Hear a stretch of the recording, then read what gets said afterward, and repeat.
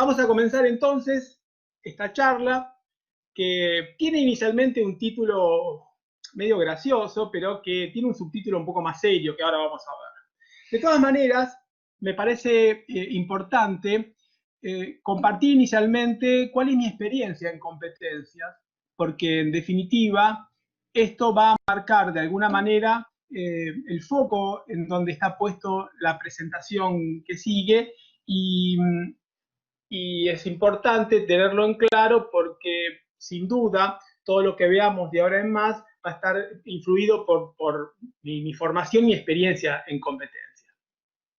Inicialmente me parece que es bueno destacar que lo que vamos a ver hoy, que por supuesto va a tener elementos conceptuales que lo sustenten, tiene más que ver con la experiencia práctica de hechos concretos que venimos realizando dentro de la Facultad de Tecnología Informática. Las experiencias principales con las que contamos dentro de la carrera tienen que ver con un trabajo que venimos realizando de hace unos años, muy importante, que en esta primera instancia nos permitió ya tener terminada un componente muy importante previo al trabajo en competencias, que es la matriz de competencias, de la cual vamos a hablar en un rato. Otra fuente importante de mis experiencias está vinculado con el trabajo en RESIC, esta red tan querida de la que formo parte y que en esta charla hay muchos de los que están escuchando que forman parte de ella, donde también desde hace unos años venimos desarrollando tanto trabajos de capacitación interna, cursos de capacitación interna, como elaboración de documentación que nos permita en particular, vinculados con las competencias, entender un poco cómo está planteado el tema de las actividades, las competencias específicas de nuestra carrera, y en ese sentido hemos trabajado y seguimos trabajando mucho. Y por último, también una fuente importante que me permite a mí estar charlando ahora es mi participación inicial como alumno y ahora la gente del laboratorio MESEC tuvo la generosidad de invitarme a formar parte de su equipo, haber realizado el curso de posgrado de competencias en la ingeniería.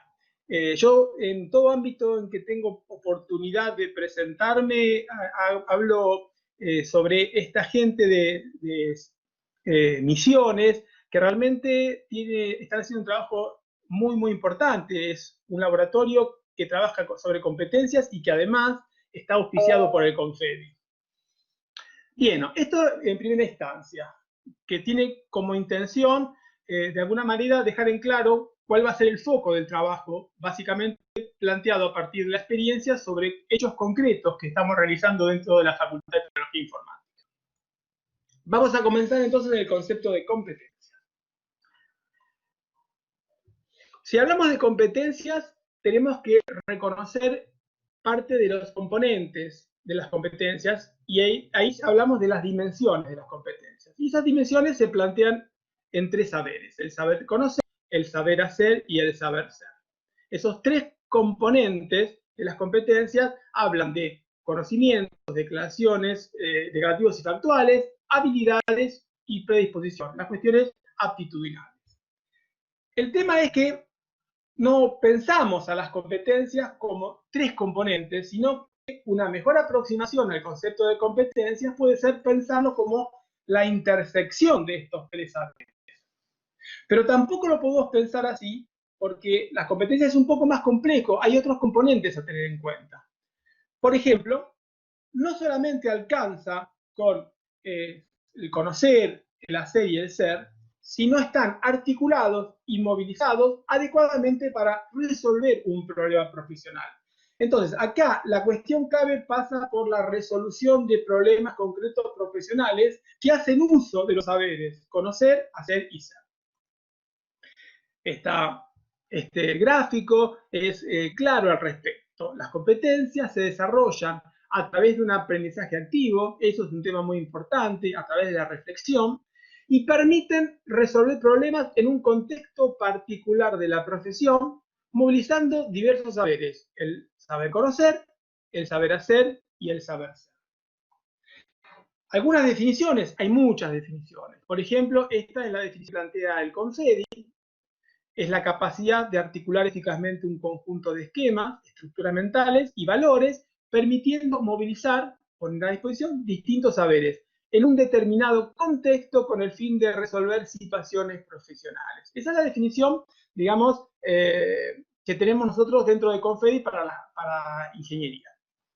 Ahora, una definición de Tobón y colaboradores, Tobón es un escritor, investigador colombiano, muy fructífero en cuanto a bibliografía y muy claro en sus conceptos, que plantea que las competencias son actuaciones integrales para identificar, analizar y resolver problemas del contexto en distintos escenarios, integrando el saber ser, el saber conocer y el saber hacer.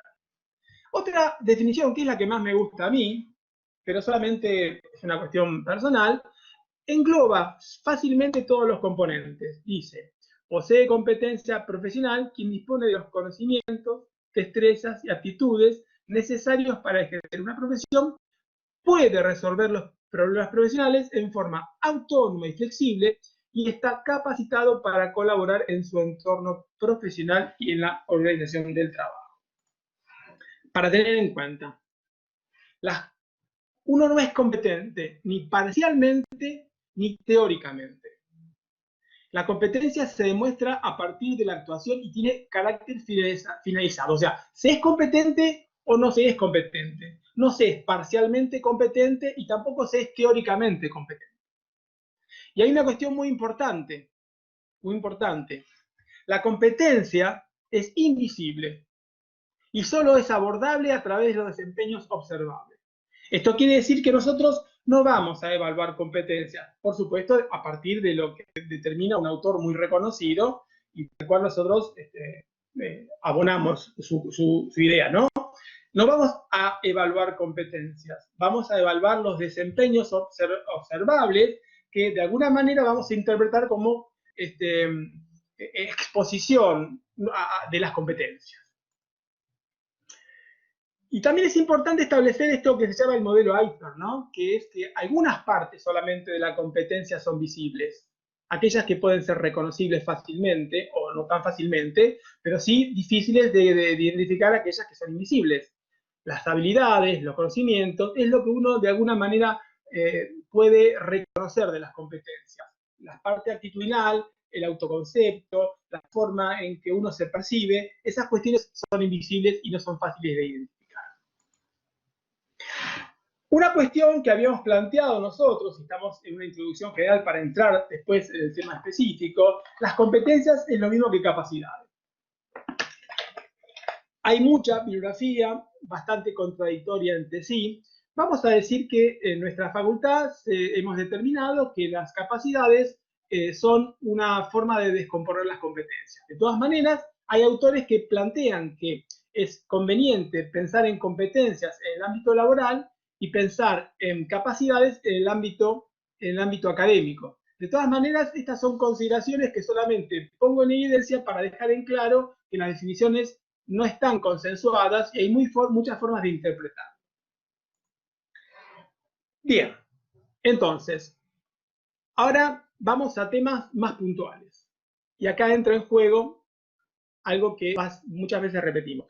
¿Cómo determino qué competencias desarrollar y evaluar en mi asignatura? Porque yo tengo un conjunto de competencias que en general no son muchos. En nuestra carrera tenemos 13 competencias nada más. Competencias genéricas y específicas, 13. Pero ¿cómo sé, si yo estoy situado en mi asignatura, qué competencias yo debo desarrollar? Para eso está el concepto de matriz de competencias, que en definitiva lo que hace es fácilmente visualiza la relación que existe entre las asignaturas y las competencias. Esta es la matriz de competencias que nosotros utilizamos en la UAI y en particular nuestra carrera de tecnología informática ya desde el año pasado la tenemos terminada a partir de un trabajo muy importante que hemos hecho con todos los docentes, tanto de Buenos Aires como Rosario, y hemos consensuado una matriz de competencia en donde podemos identificar claramente y fácilmente qué responsabilidad le cabe a cada asignatura en función de las competencias a desarrollar. Y la repasamos rápidamente. Por un lado tenemos los años 4 o 5, lo que fuera, los cuatrimestres, las asignaturas, las competencias y los componentes. Nosotros los componentes los llamamos capacidades. Y después, entre la intersección entre el componente o la competencia y la asignatura, hay un número que inicialmente establece una correspondencia y, en segunda instancia, establece el nivel de dominio. Fíjense que los valores son 1, 2 y 3. Y el nivel de dominio 1, 2 y 3 varía en función del nivel de autonomía alcanzado por el alumno. En los primeros años el nivel de autonomía es bajo, en los últimos años el nivel de autonomía es alto. Entonces, una vez establecida la importante matriz de competencias, si yo quiero trabajar específicamente en una asignatura en particular, tengo que ubicarme en esa asignatura y ver cuáles son las competencias que me corresponden. Otro uso importante de la matriz de competencias es determinar si hay competencias que no tengan asignaturas asignadas, o si hay asignaturas que no tengan competencias asignadas, o si hay asignaturas que están sobrecargadas de competencias. Porque esto, ¿qué significa? Significa que esta asignatura se va a comprometer a desarrollar esta competencia en este nivel. Porque esta asignatura, por ejemplo, del último año, también se va a comprometer a la misma competencia, pero con otro objeto de estudio, que es otra asignatura, y con otro nivel de autonomía. Bien, una vez que estamos estableciendo la matriz de competencia, tenemos otros elementos a tener en cuenta. Ya sabemos entonces, tenemos determinado para una asignatura en particular la matriz de competencias. Ahora, perdón, para una asignatura en particular a través de la matriz de competencias, ¿cuáles son las competencias que le corresponden? Vamos al temario. Y ahora entramos en el concepto de resultados de aprendizaje. El segundo punto. ¿A qué nos referimos cuando hablamos de resultados de aprendizaje? Muy simplemente, lo que se espera que el estudiante sea capaz de hacer como resultado de una actividad de aprendizaje. Si lo vemos con una definición un poco más precisa, dice, los resultados de aprendizaje son formulaciones de lo que los estudiantes deben conocer, ser capaces de hacer o demostrar al concluir un trayecto formativo, que puede ser un módulo, que puede ser un periodo, que puede ser una unidad, que puede ser un año, según el nivel de descripción o de granularidad en que yo lo describo. Entonces, ¿por qué trabajamos con resultados de aprendizaje y no trabajamos por competencias? Hemos dicho, y eso espero que haya quedado claro cuando hablamos de matriz de competencias, en general, una carrera responde a no muchas competencias. Nosotros en particular tenemos 13 competencias. Entonces, ¿por qué no trabajo con las competencias y desarrollo y evalúo? El problema es el siguiente, que las competencias se desarrollan progresivamente durante todo el periodo de duración de la carrera académica. En cambio, cuando nosotros queremos trabajar esas competencias más específicamente en unas asignaturas, las descomponemos en lo que se denominan unidades menores manejables, operativas, que son más manejables. O sea que, ¿qué sería un resultado de aprendizaje? Una competencia más detallada y vinculada estrictamente a una asignatura en particular. Por ejemplo, fíjense, ¿cómo desarrollo y evalúo esta competencia genérica? Esta competencia es real, es una competencia que nosotros tenemos en nuestro plan de estudio, en nuestra matriz de competencia. Dice, especificar, proyectar y desarrollar software. Y tiene como capacidades, capacidad para concebir soluciones tecnológicas y capacidad para utilizar creativamente las tecnologías disponibles. Esta competencia genérica, va a ser desarrollada por muchas asignaturas. Pero, ¿cómo hago para desarrollar algo tan general? Entonces yo tengo que ir a algo mucho más específico, que son los resultados de aprendizaje. Por ejemplo, un resultado de aprendizaje de esa misma competencia, pero una asignatura, por ejemplo, de metodología, la que trabajamos y vamos a ver los ejemplos, dice, diseña una base de datos para persistir los datos en el tiempo, aplicando el modelo relacional y aplicando el estándar UML. Fíjense que ahora esta competencia, que era específica, pero que era muy general, la bajamos a un modelo mucho más chico, mucho más concreto, mucho más detallado, con el cual es mucho más fácil entender qué es lo que yo tengo que desarrollar y después qué es lo que tengo que evaluar. Resultado de aprendizaje es lo mismo que objetivo, dicho en otros términos. ¿Por qué yo uso resultado de aprendizaje y no planteo objetivos? Podría ser lo mismo, pero con algunas salvedades. Cuando nosotros hablamos de objetivos, está pensado desde el punto de vista del profesor. Cuando históricamente nosotros planteamos en un plan de estudio los objetivos de la materia, es lo que el docente pretende, pero no es lo que el alumno realmente va a aprender, porque en definitiva está vinculado con los contenidos, con los propósitos, pero siempre desde el punto de vista del profesor. En cambio, el resultado de aprendizaje está vinculado y está centrado en el aprendizaje, no en la enseñanza. Es lo que nosotros esperamos que el alumno logre al finalizar un ciclo. Ahora, ¿cómo se escriben los resultados de aprendizaje? Igual que las competencias, porque en definitiva, el resultado de aprendizaje es una competencia en chiquito, para decirlo simplemente. Y hay un formato que está establecido, que por supuesto no es estandarizado ni es el único, pero creo que es válido y es el que plantea Prieto y establece 4 componentes, 2 de los cuales son imprescindibles, otros 2 pueden ser optativos. Verbo, objeto de conocimiento, finalidad, que puede ser más de una, y que puede ser condición de referencia, que puede ser más de una. Entonces, por ejemplo, ¿qué es el verbo? El verbo es la acción en donde se realiza, sobre el cual que actúa sobre el objeto de conocimiento. Acá lo pongo más fuerte. En el mismo ejemplo anterior, diseñas el verbo. No importa el tiempo verbal. Lo importante en realidad es saber cuál es el verbo que yo voy a utilizar. Y ese verbo va a estar vinculado con el nivel de autonomía que habíamos identificado en la matriz de competencia. Ahora, ¿cómo identifico ese verbo? Bueno, ¿cómo elijo el verbo? Y bueno, podemos usar, por ejemplo, la taxonomía de Bloom. Pongo, ¿por qué Bloom? Porque, bueno, Bloom está, por su origen y por la idea inicial, está un poco cuestionado, pero seamos pragmáticos en el sentido de que esta taxonomía, que no es la original, sino es la digital de Bloom, está actualizada, nos puede servir para identificar cuál es el verbo a utilizar para realizar utilizar los verbos en la confección del resultado de aprendizaje en virtud de lo que yo quiero hacer. Si quiero que el alumno comprenda, que aplique, que analice, que evalúe, que cree, bueno, yo acá tengo la posibilidad de elegir una serie de verbos. Entonces, primero era el verbo, después el objeto de conocimiento. Era verbo, objeto de conocimiento. Diseñas el verbo, el objeto de conocimiento, que acá es base de datos, es un objeto o área del conocimiento sobre el cual cae el verbo.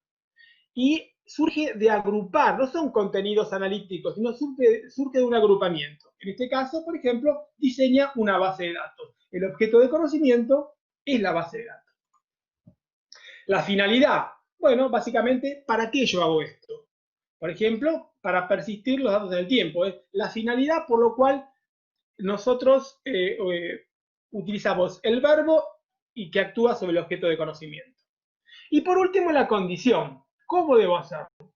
En este caso, ¿bajo qué circunstancias? Bueno, en este caso, aplicando el modelo relacional y aplicando el estándar UML. ¿Cuáles son las condiciones? Pueden ser condiciones de calidad, condiciones de contexto, condiciones de disciplina, condiciones de ejecución. En definitiva, con estos 4 componentes, los 2 primeros son imprescindibles, los otros 2 pueden ser complementarios, yo describo analíticamente, claramente, en este caso, un resultado de aprendizaje. Resumiendo entonces, primero establezco el objeto de conocimiento, en este caso base de datos. Después selecciono el verbo, diseña.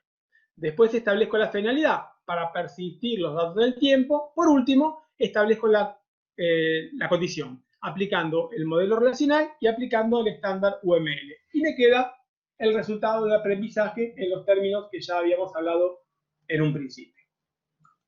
Bien, otros ejemplos. Estos ejemplos son los que nosotros utilizamos en las asignaturas nuestras. Aquí tenemos, analiza un sistema de información, identificar sus diferentes características utilizando la clasificación establecida.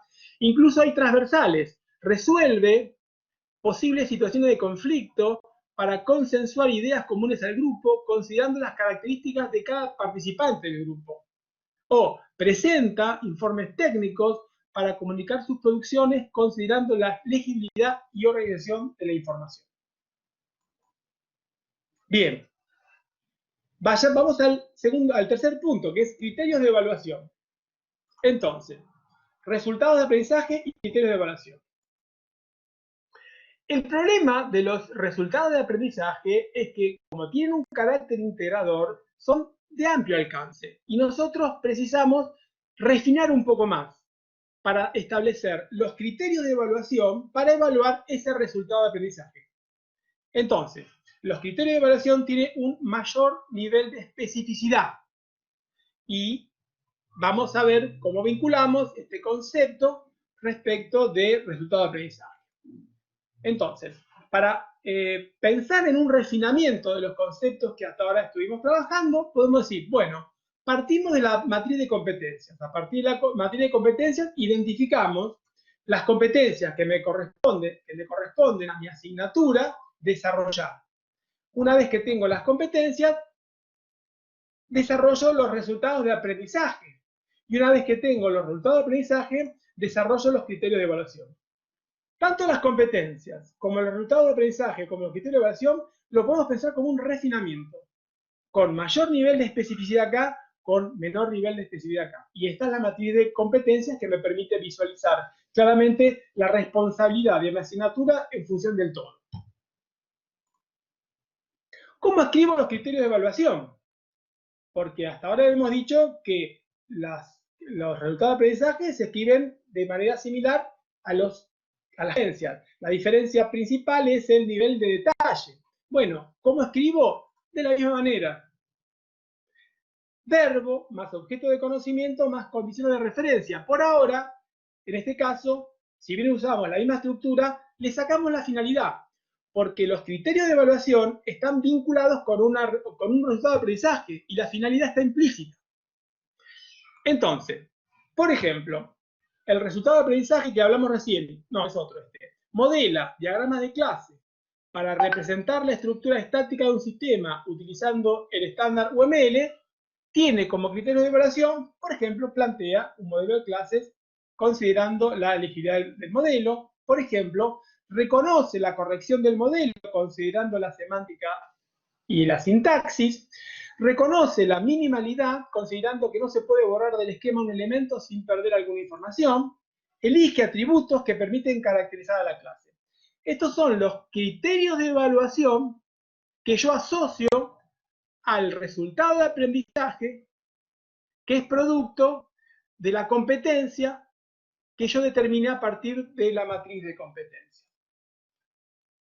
Entonces, tenemos la matriz de competencias, tenemos las competencias, tenemos el resultado de aprendizaje, tenemos los criterios de evaluación. La pregunta, ¿cómo vinculo estos conceptos con las rúbricas? Recuerden el subtítulo, no el gracioso, sino el serio, de los resultados de aprendizaje a las rúbricas. Bueno, ¿cómo vinculo todo esto con las rúbricas? Entonces, vayamos a las rúbricas. Estoy tomando agua, ¿eh? No me fui. Bien. Las rúbricas conceptualmente son muy simples. Son muy simples. En negrita están resaltados los componentes. Es un instrumento de evaluación que permite determinar el nivel de logro, un componente, en la resolución de problemas relacionando una serie de indicadores, otro componente, con descriptores de nivel de dominio. 3 componentes nada más. Y es muy útil, las rúbricas son muy útiles para evaluar criterios complejos. Facilita la comunicación, deja en claro los criterios previamente a la resolución de algún problema. Mejora la comunicación, permite la evaluación, la autoevaluación, la coevaluación. Recién de entrada vamos a hablar de eso. Conceptualmente, bueno, antes que nada, hay 2 tipos de rúbricas. Las rúbricas holísticas, que son globales, con una de carácter cualitativo. Yo la verdad que nunca las usé. Y están las rúbricas analíticas, que son más cuantitativas, son mucho más analíticas e incluso son mucho más complicadas, no complejas, mucho más laboriosas. Los componentes de las rúbricas son muy simples. Son muy simples. La rúbrica conceptualmente es muy simple. Tiene indicadores, tiene niveles de logro y tiene descriptores. No más que eso. Indicadores, niveles de logro y descriptores. Vamos a empezar con los niveles de logro. Puede haber entre 3 y 4 y estos niveles más o menos pueden permanecer constantes independientemente del tipo de rúbrica y está basado en el nivel de autonomía también que pueda tener y va aumentando desde un nivel inicial a un nivel sobresaliente. Los nombres pueden ser diversos. Entonces yo tengo, recuerdan ustedes, tengo los niveles de logro. Estos son los niveles de logro o con cualquier otro nombre. En general se plantean 4 niveles de logro y están vinculados con el nivel de concreción del trabajo y el nivel de autonomía que tiene el alumno para resolverlo. Por ejemplo, perdón, ahora vamos a ver los descriptores. Los descriptores es la parte quizás, una de las partes que llevan más tiempo, porque detalla las características de cada nivel de logro según el grado en que esos criterios son alcanzados. O sea, yo tengo un logro con excelencia, voy a escribir un texto que permita entender de qué manera yo logro, por ejemplo, con excelencia, el hecho de plantear un modelo de clases considerando la legibilidad, con avances con excelencia, con avances de calidad, básico y mínimo. Entonces, el alumno puede entender para cada uno de los criterios qué es lo que estamos queriendo decirle nosotros respecto de cuándo el logro es con excelencia, cuándo es con avances, cuándo es bache, cuándo es mínimo. Esto es conceptualmente simple, pero muy laborioso. Y por último tenemos los indicadores. Básicamente, ¿qué son los indicadores? Son los criterios de evaluación de las rúbricas. Lo que hablamos de criterios de evaluación que venían de los resultados de aprendizaje constituyen en las rúbricas los indicadores. Entonces, resumiendo esto, después vamos a ver algún ejemplo. La matriz de competencias, las competencias, los resultados de aprendizaje y los criterios de evaluación. ¿Y cómo vinculamos este último concepto con las rúbricas? Lo que dijimos recién. Los criterios de evaluación de las rúbricas son los criterios de evaluación de los resultados de aprendizaje son los indicadores en las rúbricas. Bien. Veamos ahora cómo evaluamos con rúbrica. Reconocemos dos tipos de evaluaciones, ¿no? Sintéticamente, una sumativa y una formativa. La evaluación sumativa es la que acredita, es la que permite de última tomar decisiones a largo plazo, porque son, para decirlo simplemente, podemos pensar en los exámenes parciales o los exámenes finales. La formación importante y en la que se utiliza la rúbrica es la versión formativa, porque aplica los procesos, permite mejorar el proceso mediante se evalúa, tiene carácter, permite tomar medidas rápidamente, porque yo puedo utilizar la rúbrica dentro del proceso de formación, de desarrollo de trabajos, y en virtud de las respuestas a la rúbrica yo puedo seguir trabajando. Entonces, básicamente la rúbrica permite la evaluación formativa. Por supuesto que también podemos utilizarla para calificar, que es lo que caracteriza a la evaluación sumativa, pero principalmente la podemos pensar para la evaluación formativa. Por otro lado, podemos pensar también en la rúbrica de un amplio aspecto de evaluaciones. La autoevaluación permite que el alumno se evalúe su trabajo, permite la coevaluación, que los compañeros en los trabajos colaborativos, grupales, puedan evaluar el trabajo de otro. Una visión externa sobre un trabajo siempre mejora la comprensión, tanto del que evalúa otro trabajo como el que es evaluado por un compañero. Y por supuesto la clásica, la heteroevaluación, que es la versión del docente. Esto es lo que en general se denomina evaluación 360. Pero no solamente las rúbricas son importantes para posteriormente evaluar, sino que el valor, para mí, el valor principal de las rúbricas es que permite que el alumno, cuando esté realizando un trabajo evaluable con la rúbrica, tenga claramente los criterios determinados que le permitan realizar el trabajo. No que haga el trabajo y después haga la evaluación, sino que utilice los conceptos, los descriptores que están en la intersección para realizar después el trabajo práctico. Me parece que es lo más importante de la rúbrica. Aviso importante. La evaluación no asegura la adquisición de competencias por parte del alumno. No podemos resumir en la evaluación todo el proceso de enseñanza-aprendizaje. Es un componente la evaluación. La adquisición de competencias está vinculado con el uso de las técnicas adecuadas a partir de la especificidad de la competencia que se quiera desarrollar. O aprendizaje basado en problemas, o aprendizaje basado en proyectos, aula invertida. O sea que nosotros acá nos hemos enfocado en un aspecto del proceso, que es de la evaluación, pero no confundamos con que teniendo la forma de evaluar, tenemos resuelto la forma de que el alumno adquiera esa competencia. También podemos utilizar a las rúbricas para la evaluación. Y acá agregamos dos componentes, el peso relativo y los puntajes. Nosotros podemos asignarle a cada criterio un peso relativo y podemos asignarle a cada estado de logro un valor determinado. Por ejemplo, como ejemplo, ¿no? Podemos decir que los puntajes asociados a cada uno son estos: logro con excelencia 10, con avance de calidad 8, básico 5, mínimo 3. Y estos criterios, cada uno tiene un peso, que es el que el docente determina en función de lo que él considera más importante. El criterio 7 es mucho más importante para el docente que el 1. De modo tal que cuando se evalúa del alumno y se lo sitúe en alguno de los estados que corresponden a excelencia, avance, y esto en función de la descripción que tengamos acá, vamos a ubicar y obtener una nota.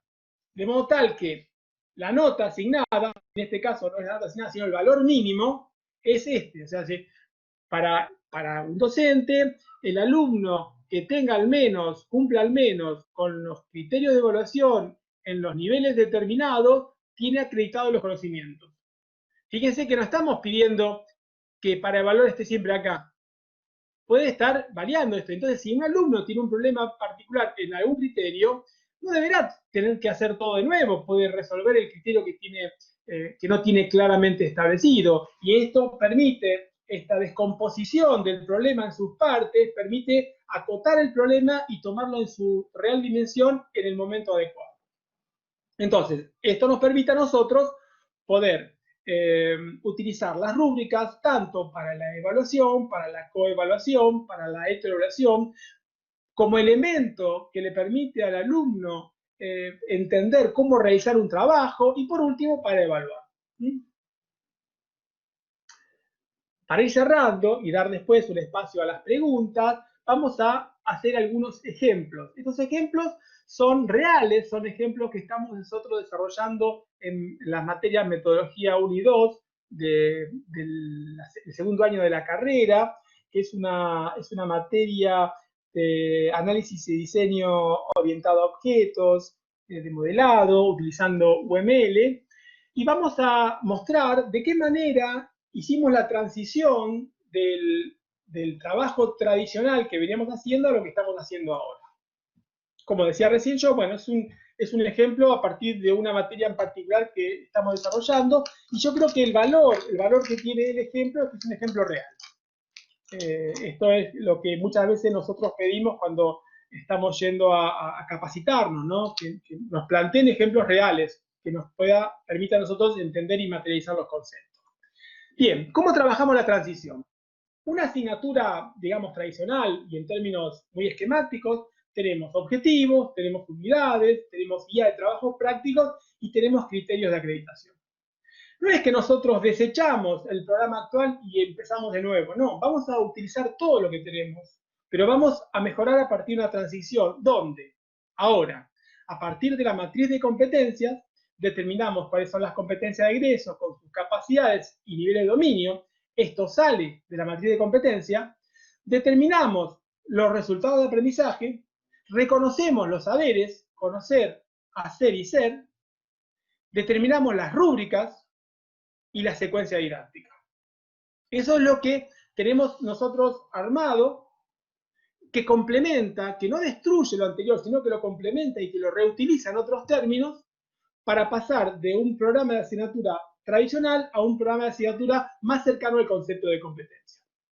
Entonces, esto es lo que hemos hecho. Las competencias específicas, acá tenemos de la matriz de competencia, tenemos competencia de egreso, por ejemplo, especificar, proyectar y desarrollar sistemas de información. Como capacidad, tenemos capacidad para identificar y formular problemas de sistemas de información, el nivel de dominio 1, porque estamos en los primeros años, bajo nivel de autonomía, y acá lo que hacemos es poner los resultados de aprendizaje que corresponden a la asignatura, de acuerdo a la temática que desarrolla, ponemos como saberes conocer la unidad que le corresponde, ponemos como saber hacer la guía de aprendizaje que le corresponde, que ya teníamos de antes, por supuesto, y la rúbrica asociada para realizar, para evaluar la guía de aprendizaje. Eso para cada una de las unidades. Claro, ustedes dirán, ¿qué trabajo? Sí, es mucho trabajo, pero acá la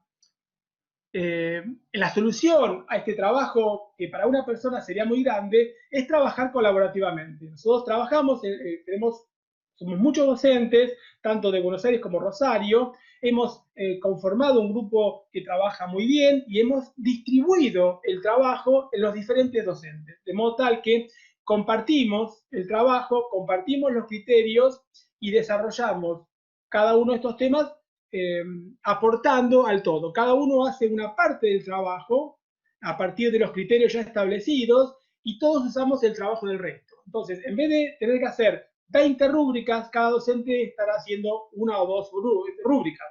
Entonces, yo creo que la única forma de poder esto llevarlo a cabo es a partir del trabajo colaborativo entre los miembros de un grupo de trabajo dentro de una materia. Bien, acá hacemos referencia a lo que ya tenemos, los saberes conocer y hacer, que lo podemos asociar a las unidades, a los contenidos de las unidades y a las guías de aprendizaje. Todos tienen su rúbrica asociada. Y después, respecto de las competencias transversales, que a partir de lo que nuestra matriz de competencia determinó, nosotros tenemos como competencia de egreso a desarrollar dentro de la asignatura competencia para desempeñarse de manera efectiva el equipo de trabajo, competencia para comunicarse con efectividad. Y dentro de la capacidad, dijimos que la capacidad es la forma que descomponíamos las competencias, capacidad de promover una actitud participativa y colaborativa. Y la otra capacidad para seleccionar las estrategias de comunicación en función de los objetivos y de los interlocutores y acordar significados en el contexto de intercambio. Esto está establecido en la matriz de competencias. Nosotros armamos resultados de aprendizaje y tenemos, acá no hay contenidos, acá hay actitudes. Entonces, respecto de las actitudes y valores, tenemos una rúbrica de trabajo colaborativo. Y respecto de las normas, tenemos rúbricas de presentación oral. Y por último, establecimos una secuencia didáctica. A ver, no es que nosotros desechamos el método expositivo o las guías de trabajos prácticos tradicionales, sino que complementamos con un montón de actividades y estrategias didácticas más. Entonces, como tenemos un grupo muy grande de docentes, la secuencia didáctica la arma el docente, de acuerdo a sus características, de acuerdo a la forma en que él tiene de trabajar. Tenemos los resultados de aprendizaje, la unidad que le corresponde y un conjunto de estrategias. Cada docente elige, por ejemplo, un ejemplo, ¿no? Para el resultado de aprendizaje que vamos a desarrollar con contenidos de la unidad 2 y con la guía de trabajo práctico de la unidad 2, primeramente hacemos una evaluación diagnóstica, después trabajamos con el concepto de aula invertida, después hacemos la resolución de problemas y después pasamos al método expositivo. O sea, primero queremos que el alumno trate de identificar la problemática para después darle la solución. Esto en un trabajo colaborativo y acompañado por una presentación oral. Esto lo tenemos armado en general para que cada docente en particular realice la secuencia didáctica a partir de su estilo que él considera más adecuado y además el grupo sobre el cual está trabajando. Esto, los docentes tienen la libertad de plantearlo según sus términos. Bien, entonces, ¿cómo nosotros transformamos o transitamos desde un modelo tradicional, desde un programa tradicional, a un modelo más este camino hacia las competencias? Bueno, establecemos los resultados de aprendizaje, determinamos los criterios de evaluación, diseñamos los instrumentos de evaluación y asociamos los saberes conocer y hacer y ser, las unidades y las guías de trabajo práctico y establecemos la secuencia didáctica. Ese es el paso que nosotros realizamos para hacer todo lo que dijimos. Por último, para cerrar, entonces, partimos de las profesionales, pasamos por las competencias genéricas y específicas, llegamos a la matriz de competencias y después, para una asignatura en particular, determinamos los resultados de aprendizaje, los criterios de evaluación asociados y las rúbricas.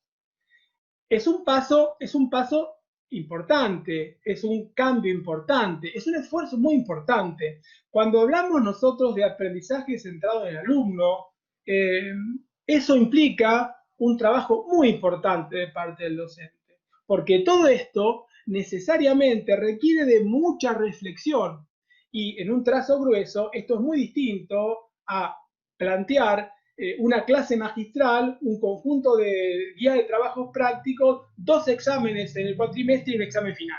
Hay una diferencia sustancial entre la propuesta. Y si bien todo esto se podía haber hecho sin el concepto de competencias, me parece que fortalece mucho más el trabajo a partir de este concepto que nos permite todas estas consideraciones, ¿no? Competencias, resultados de aprendizaje, criterios de evaluación, rúbricas, etc. Bien, para ir terminando y dándole paso después a las preguntas, vamos a ir a la bibliografía recomendada. Como les comenté al principio, hay muchísima bibliografía, muchísima, cada vez hay más, y es muy difícil saber qué es lo que hay que leer. Por supuesto que lo que yo acá propongo puede ser fácilmente descartable por cualquiera, solamente es una propuesta para aquellos que quieran interiorizarse un poco más en el concepto. Entonces yo les planteo una serie de libros y que dentro de cada libro, estos libros se consiguen fácilmente en internet, están todos a disposición. Por ejemplo, en el libro Construir competencias de la escuela, la noción de competencias en el capítulo 1 está muy bien desarrollada. Por ejemplo, secuencias didácticas, aprendizaje y evaluación, el capítulo 2, bases teóricas y filosóficas de la formación de competencias, y el capítulo 3, secuencia didáctica, son también 2 capítulos que justifican la lectura. En la competencia, en la docencia universitaria, acá hay temas como, por ejemplo, cómo se reconoce una competencia, cuáles son las dimensiones de la competencia, por qué trabajar con el paradigma de las competencias, competencias y resultados de aprendizaje. Está claro que yo me estoy nutriendo de todos estos libros, ¿no? Después tenemos este libro que es muy, muy interesante, Modalidades de enseñanza centradas en el desarrollo de competencias, es sumamente recomendable porque es un compendio de métodos y de modalidades de enseñanza donde asocian cada uno de los métodos, los caracteriza y propone formas de evaluar a cada uno de ellos. Ese libro realmente es para tenerlo. También está libre, lo pueden conseguir por internet. Y después tenemos, creo que es el último, acá habla de las competencias genéricas, y en particular yo destaco el capítulo 2, el capítulo 3 y el capítulo 5. Competencias genéricas instrumentales, competencias genéricas interpersonales y competencias genéricas sistémicas. Estos libros, como para empezar a leer esos capítulos, me parece que es una buena introducción. Ah, hay otro más. Ah, este es importante también, de Tobón. Es fundamentación del concepto de competencia desde la perspectiva del pensamiento complejo. Este libro también es muy, muy interesante. Tobón es un autor realmente muy interesante para leer y hay una justificación desde el pensamiento complejo de todo el concepto de competencia. Respecto de las rúbricas, hay muchísimo. Yo acá rescaté 4 trabajos. Hay mucho, insisto, hay mucho de rúbrica y lo interesante es que hay mucho trabajo de evaluación empírica de las rúbricas, sobre el uso, de las ventajas del uso de las rúbricas. No hay mucho más que decir, los conceptos básicos son pocos, lo que es complejo es la construcción de las rúbricas, tanto de los criterios de evaluación, que ahora podemos pensar que se simplifican si los derivamos de los resultados de aprendizaje, como de los criterios que intersectan los niveles de logro y los criterios